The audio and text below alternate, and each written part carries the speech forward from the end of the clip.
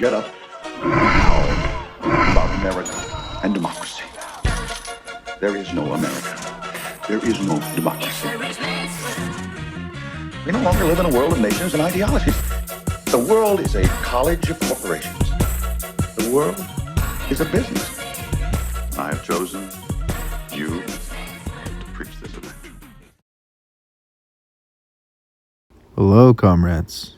This is Comrade Muerte, or Moises Tepotli. We're starting a new series where I'll be reading you some of my favorite theory pieces. And there's no distinct motive for this. It's mainly just to share my favorite theory pieces. And also to show some of my followers some of the theory that I use in my everyday praxis, organizing, so on and so forth. So, first things first. On this first episode, we're going to be checking out one of my favorite Marxists, to be frank, Mao Selected. And the piece that we'll be checking out today is on correcting mistaken ideas in the party, because I think it is crucial to identify mistakes within a communist party, especially from communist parties of the past. We can very much learn from them and apply those to our material conditions today. Mao Zedong made it so that his literature was extremely digestible and readable. He knew how to just make the words roll off the tongue perfectly, and I love him for that. I do. But enough glazing.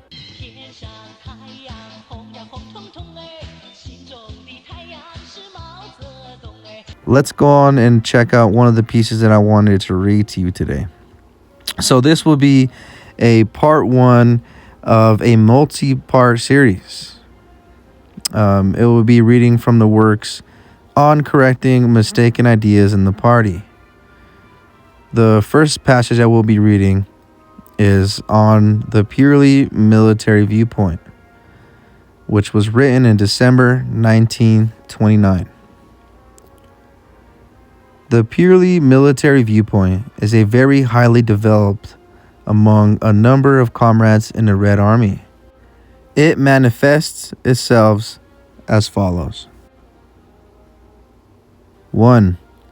These comrades regard military affairs and politics as opposed to each other, and refuse to recognize that military affairs are only one means of accomplishing political tasks. Some even say, if you are good militarily, naturally you are good politically. And if you are not good militarily, you cannot be any good politically.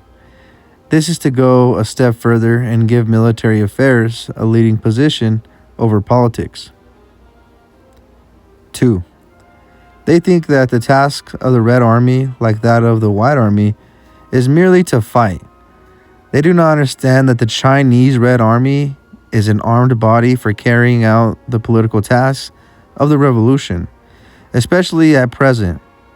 The Red Army should certainly not confine itself to fighting. Besides fighting to destroy the enemy's military strength, it should shoulder such important tasks as doing propaganda among the masses, organizing the masses, arming them, helping them to establish revolutionary political power, and setting up party organizations. The Red Army fights not merely for the sake of fighting, but in order to conduct propaganda among the masses, organize them, arm them, and help them establish revolutionary political power. Without these objectives, fighting loses its meaning, and the Red Army loses its reason for existence. 3.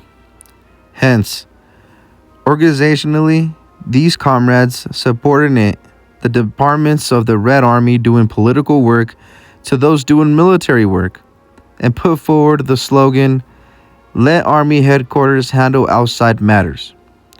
If allowed to develop, this idea would involve the danger of estrangement from the masses, control of the government by the army, and departure from proletarian leadership. It would be to take the path of war lordism. like the Kuomintang army. 4. At the same time, in propaganda work, they overlook the importance of propaganda teams. On the question of mass organization, they neglect the organizing of soldier committees in the army and the organizing of the local workers and peasants. As a result, both propaganda and organizational work are abandoned. 5. They become conceited when a battle is won and dispirited when a battle is lost. 6. Selfish departmentalism. They think only of the Fourth Army and do not realize that it is an important task of the Red Army to arm the local masses. This is cliquism in a magnified form. 7. Unable to see beyond their limited environment in the Fourth Army, a few comrades believe that no other revolutionary forces exist. Hence, their extreme addiction to the idea of conserving strength and avoiding action. This is the remnant of opportunism.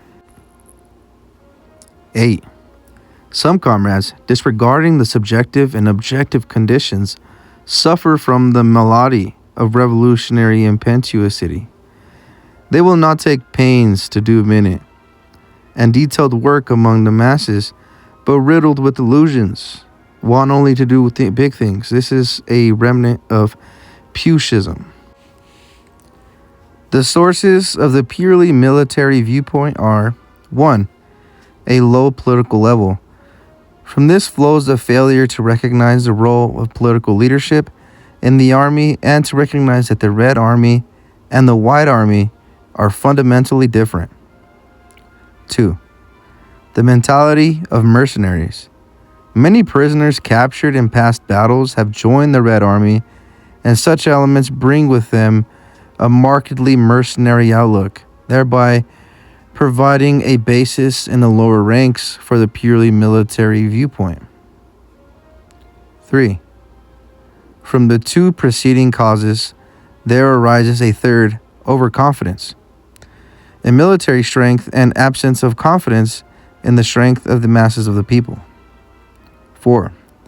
The party's failure actively to attend and to discuss military work is also a reason for the emergence of a purely military viewpoint among a number of comrades. The methods of correction are as follows. 1. Raise the political level in the party by means of education. Destroy the theoretical roots of the purely military viewpoint, and be dear on the fundamental difference between the Red Army and the White Army. At the same time, eliminate the remnants of opportunism and Pushism, and break down the selfish departmentalism of the Fourth Army. 2.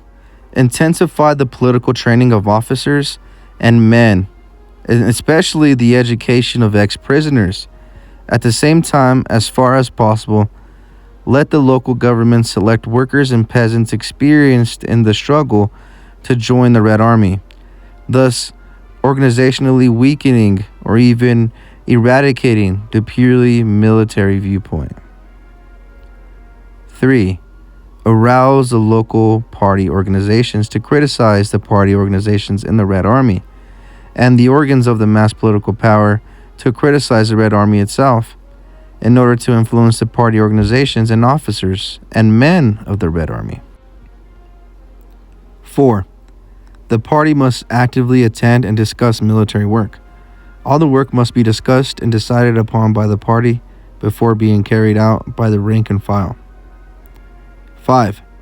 Draw up Red Army rules and regulations which dearly define its tasks, the relationship between its military and its political apparatus, the relationship between the Red Army and the masses of the people, and the power of the functions of the soldiers' committees, and their relationship with the military and political organizations. And that will cover part 1 of reading Mao Zedong's book on correcting mistaken ideas in the party. And this will be a multi-part series. Once I complete this text, I will move on to another. I do appreciate you, every single one of you, for hanging out and listening to me ramble and talk about theory. Well, not necessarily talk, but read theory. And I think this is a crucial point in pointing out that theory is very important, comrades, 100%. But we must organize within our community politically and apply the theory that we learned from Mao, from Lenin, from Stalin, from Marx, so on and so forth, and other organizers who have experience organizing within the Imperial Core. I think it's important to take what they have written and apply it. Either apply it to wherever you can, and if not, learn from it. Learn from their mistakes, and continue to grow, comrades. And if you like this video, then please comment, share, like, hit that bell button. And I just want to remind you that I do have a Buy Me a Coffee link. All donations will be, directly for the YouTube channel. I am looking to save up for a PC. So if I have anybody who's like Comrade Ingalls that wants to drop some money for a PC, hit me up. I'm totally kidding. Everyone take care, and Happy New Year to everybody. May the Imperial Core fall. May the proletariat win.